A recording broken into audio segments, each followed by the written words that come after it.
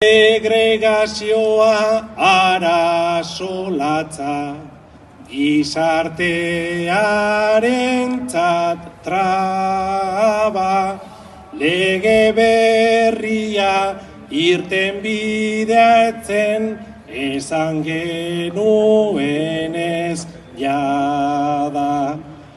Orain mai berri batekin dena, konpondu nahi dute ara, entzun gaitzaten esan beharko da, osenago behar bada.